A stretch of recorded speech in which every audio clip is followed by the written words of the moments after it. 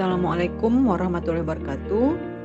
Saya Nurhati Sembiring akan menemani para pembelajar sekalian dengan materi konsep produksi bersih. Mari bersama-sama kita pelajari lebih lanjut ya, para pembelajar. Produksi bersih merupakan sebuah strategi pengelolaan lingkungan yang bersifat preventif dan terpadu yang perlu diterapkan secara terus-menerus pada proses produksi dan daur hidup produk. Hal ini memiliki tujuan untuk mengurangi resiko terhadap manusia dan lingkungan. Kementerian Lingkungan Hidup mendefinisikan produksi bersih adalah strategi pengelolaan lingkungan yang bersifat preventif, terpadu, dan diterapkan secara terus-menerus pada setiap kegiatan, mulai dari hulu ke hilir yang terkait dengan proses produksi, produk dan jasa untuk meningkatkan efisiensi penggunaan sumber daya alam, juga untuk mencegah terjadinya pencemaran lingkungan dan mengurangi terbentuknya limbah pada sumbernya. Semua ini ditujukan untuk meminimasi resiko terhadap kesehatan dan keselamatan manusia serta kerusakan lingkungan. Melalui pengertian tentang produksi bersih tersebut, maka kata kunci yang dipakai untuk pengelolaan lingkungan adalah pencegahan, terpadu, peningkatan, minimisasi resiko. Pada proses industri, produksi bersih berarti meningkatkan efisiensi pemakaian bahan baku, energi, mencegah atau mengganti penggunaan bahan-bahan berbahaya dan beracun, mengurangi jumlah dan tingkat racun semua emisi dan limbah sebelum meninggalkan proses. Pada pembelajar, pada produksi bersih bertujuan untuk mengurangi dampak lingkungan selama daur hidup produk, mulai dari pengambilan bahan baku sampai ke pembuangan akhir setelah produk tersebut tidak digunakan. Keberhasilan penerapan produksi bersih di industri dapat ditandai dengan yang pertama, berkurangnya pemakaian air, sehingga industri akan memiliki kelebihan pasokan air. Yang kedua, peningkatan efisiensi energi, sehingga sebuah industri akan memiliki kelebihan daya dan daya tersebut masih dapat dimanfaatkan. Yang ketiga, terdapat penanganan limbah industri yang dapat dimanfaatkan sebagai bahan baku. Kemudian, ada penurunan timbulan limbah cair maupun padat. Hal ini mengakibatkan kapasitas instalasi pengolahan air limbah dan insinerator berlebih. Para pembelajar, beberapa tujuan konsep produksi bersih yakni yang pertama, mencapai efisiensi produksi atau jasa melalui upaya penghematan penggunaan materi dan energi. Yang kedua, memperbaiki kualitas lingkungan melalui upaya minimisasi limbah. Yang ketiga, memenuhi kebutuhan akan produk secara berkelanjutan dengan menggunakan bahan yang dapat diperbaharui, bahan yang tidak berbahaya, dan penggunaan energi secara efisien dengan tetap mempertahankan keanekaragaman. Sistem produksi bersih berjalan dengan pengurangan penggunaan bahan, air, dan energi. Prinsip-prinsip konsep produksi bersih.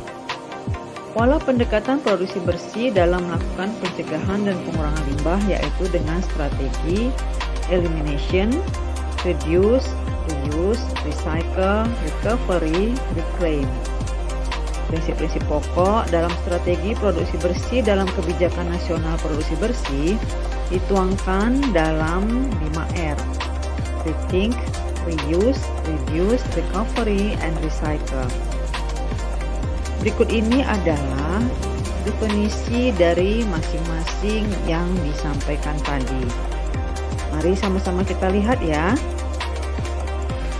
Meskipun dua strategi yang dilakukan pada prinsip produksi bersih, namun perlu ditekankan bahwa strategi utama yang perlu ditekankan adalah pada pencegahan dan pengurangan. Bila strategi tersebut masih menimbulkan pencemar atau limbah, baru kemudian melakukan strategi berikutnya, yakni reuse, recycle, dan recovery sebagai suatu strategi tingkatan pengelolaan limbah. Tingkatan terakhir dalam pengelolaan lingkungan adalah pengolahan dan pembuangan limbah apabila upaya produksi bersih sudah tidak dapat dilakukan, yakni dengan langkah-langkah sebagai berikut. Para pembelajar, berikut ini adalah perangkat produksi bersih, yakni good housekeeping. Ya, ini berarti tata kelola yang baik. Hal ini merupakan serangkaian kegiatan yang dilakukan oleh perusahaan atas kemauannya sendiri dalam memberdayakan sumber daya yang dimiliki untuk mengatur penggunaan bahan baku, air, dan energi secara optimal dan bertujuan untuk meningkatkan produktivitas kerja dan upaya pencegahan pencemaran lingkungan. Upaya-upaya tersebut berkaitan dengan langkah praktis yang dapat segera dilaksanakan oleh perusahaan. Terdapat 3 manfaat good housekeeping, yaitu penghematan biaya, kinerja lingkungan hidup yang lebih baik, serta penyempurnaan organisasional. Para pembelajar, berikut ini adalah konsep good housekeeping. Mari kita saksikan ya. Good housekeeping plays an important role in maintaining safe and proper work conditions. On the other hand, untidy and unclean areas are the place of many accidents. Keep workplaces clean and tidy. Ladders, stairs, doors, floors, stores. Emergency exits are to have no obstruction or any slippery items. All tools and tackles shall be kept at their designated places.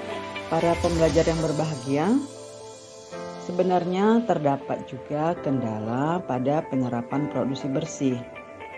Nah, kendalanya apa saja? Ada beberapa kendala yang dihadapi dalam penerapan produksi bersih pada suatu industri. Antara lain, yang pertama itu adalah kendala ekonomi.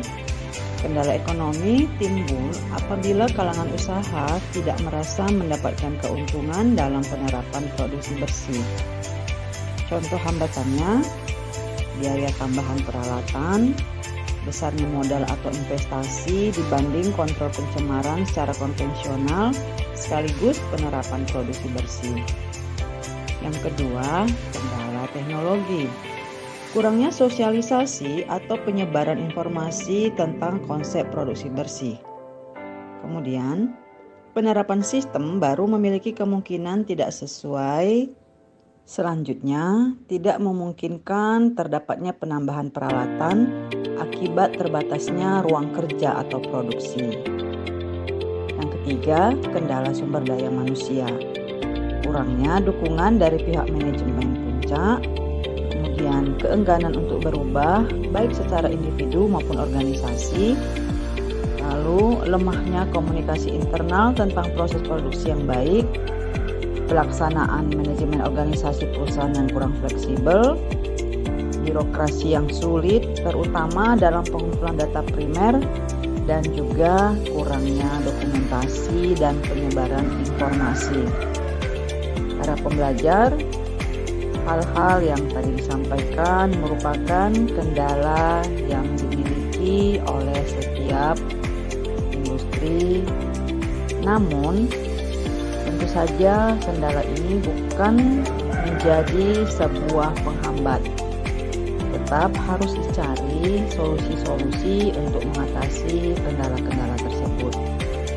Para pembelajar yang berbahagia, sebagai kesimpulan dari materi kali ini adalah yang pertama, menerapkan produksi bersih dalam pabrik industri merupakan salah satu alternatif. Ekoefisiensi dalam hubungannya dengan produksi bersih merupakan kombinasi yang mengkaji masalah ekonomi dan dampak lingkungan. Teknik-teknik pelaksanaan produksi bersih adalah pengurangan pada sumber dan daur ulang. Para pembelajar yang berbahagia, saya berharap informasi yang tadi disampaikan dapat bermanfaat untuk kita semua. Silahkan berikan kritik dan masukan sebagai bahan evaluasi ke depannya. Jalan-jalan lihat panda, jangan lupa beli good time. Terima kasih atas perhatian Anda, and see you next time. Billahi taufiq wal hidayah. Assalamualaikum warahmatullahi wabarakatuh. Salam sehat selalu.